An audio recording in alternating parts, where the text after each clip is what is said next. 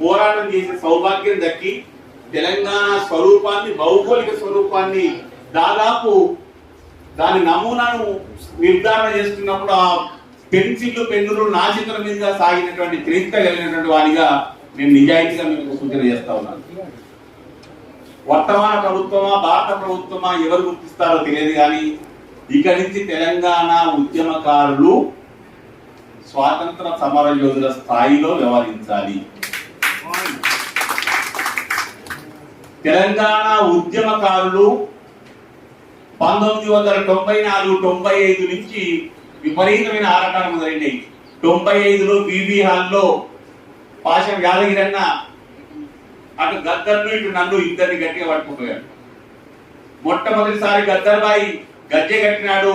అదే వేదిక మీద ప్రధాన ప్రసంగం పాషం యాదగిరన్న నా చేత చేపించాడు.